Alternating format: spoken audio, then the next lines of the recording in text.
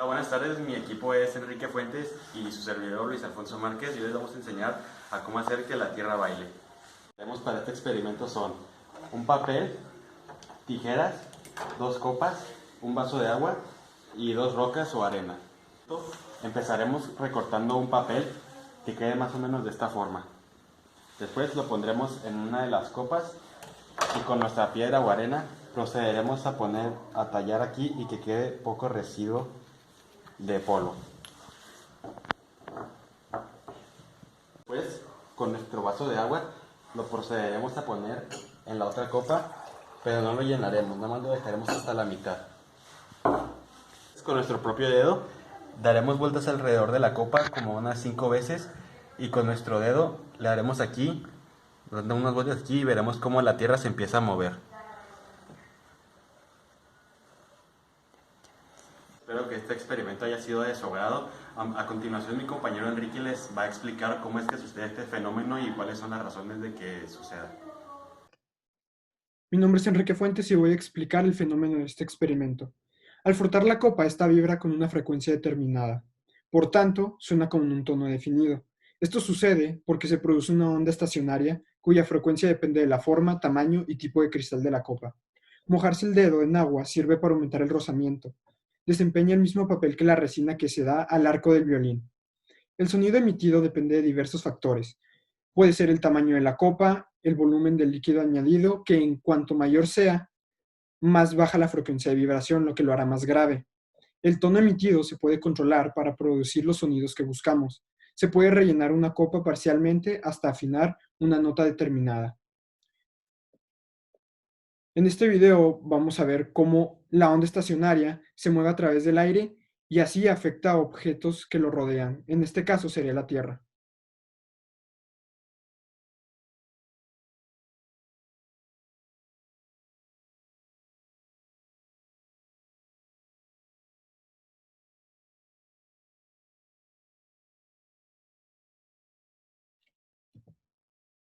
El cristal tiene una estructura capaz de oscilar. Esa capacidad de oscilación es propia de cada copa y es la que produce el sonido de campana cuando la golpeamos con un cubierto. Por ejemplo, al frotar el borde de la copa, esta vibra y entra en resonancia, que es un fenómeno físico que se produce cuando se somete un cuerpo vibrante a la acción de una fuerza periódica. Al llenar las copas con cantidades distintas de agua, cada una oscilará según una frecuencia que determina la nota que sonará.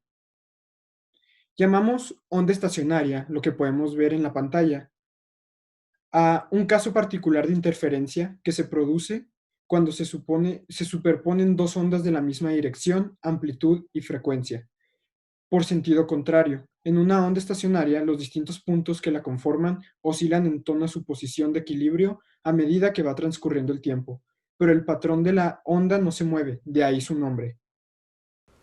Ahora vamos a hablar del movimiento vibratorio. Cuando hablamos de una vibración o de una oscilación, esto se refiere al movimiento de un objeto que se repite en forma regular, de un lado a otro sobre la misma trayectoria, es decir, un movimiento periódico. También surge una magnitud llamada frecuencia, que cuenta la cantidad de ciclos que realiza el objeto en un determinado tiempo. Este se mide en Hertz.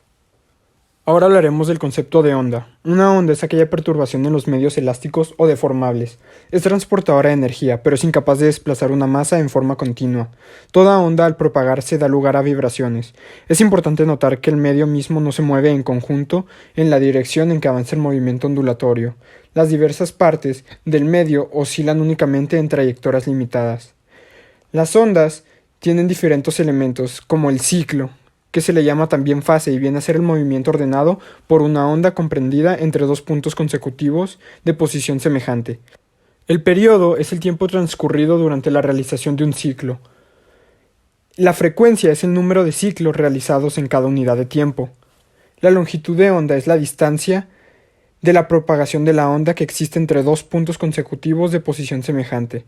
También se le puede definir como el espacio que una onda recorre en un tiempo igual al periodo. La velocidad de una onda es la rapidez con la cual una onda se propaga en un medio homogéneo.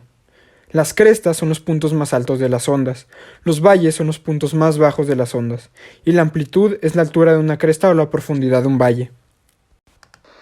Existen virtuosos que interpretan melodías de los clásicos con un kit de copas calibradas con agua. Cada copa se afina a oídos, de modo que emita una nota musical. Dependiendo de la melodía a interpretar, se requiere de la calibración de varias octavas de la escala musical. La armonía de cristal es un instrumento idiófono creado por Benjamin Franklin en 1761. Está compuesto por una serie de vasos semiesféricos que juegan el papel de resonadores. Estos se superponen alrededor de un eje horizontal y mediante un pedal se pone en rotación el instrumento.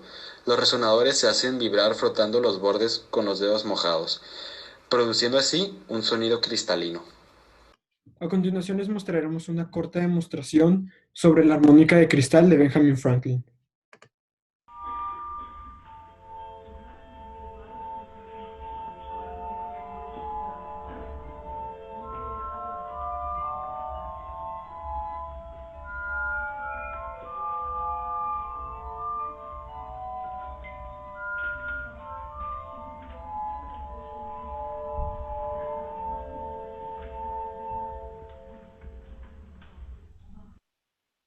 Las ondas sonoras se presentan no solo en nuestro entorno, sino también en seres vivos, tanto como en humanos como en animales. A continuación les enseñamos unos ejemplos sobre animales que utilizan las ondas sonoras.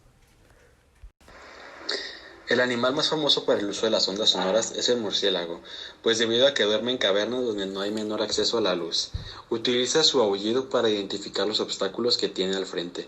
Sin embargo, esto no es exclusivo de estos animales, pues los delfines también utilizan las ondas para cazar a otros peces, además de que el reflejo de las ondas sonoras en el agua también les sirve para aturdirlos gracias al impacto que generan.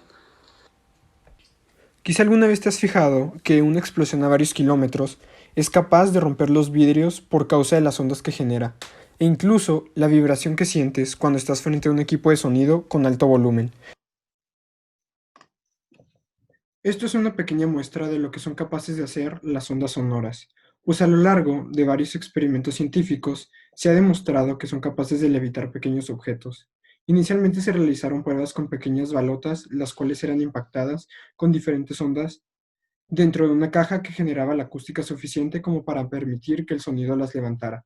Sin embargo, hasta aquí no hay ninguna novedad, pero más recientemente se hicieron pruebas con una hormiga, una mariquita, una araña y un pequeño pez, que sirvieron para levitar objetos más pesados y demostrar que no tienen ningún efecto negativo, así como se pueden ver en el video. Las ondas sonoras tienen muchas aplicaciones en la vida cotidiana. Las ondas de frecuencias mayores de 20 kHz se denominan ultrasonidos. Estos tienen muchas aplicaciones, entre ellas la orientación y detección de objetos en murciélagos, con la ecolocalización y submarinos mediante un dispositivo denominado sonar. Se utilizan para generar imágenes, que es la ecografía, así como para detectar defectos en materiales mediante técnicas no destructivas. Los ultrasonidos, puesto que provocan cambios grandes de presión y temperatura, pueden tener efectos nocivos como destruir la capacidad reproductora de las células o variar el tiempo de germinación de las semillas. Por otro lado, las ondas de frecuencias menores de 20 Hz se denominan infrasonidos. Los infrasonidos, aunque no sean perceptibles para el oído humano, si llegan a un nivel alto de intensidad pueden ser perjudiciales para la salud. Los infrasonidos de intensidades comprendidas entre los 120 y los 140 decibeles provocan perturbaciones fisiológicas y fatiga después de horas de exposición a ellos, como es el caso de automovilistas, aviadores, etc. Pueden causar pérdidas de equilibrio y dificultades de movimiento.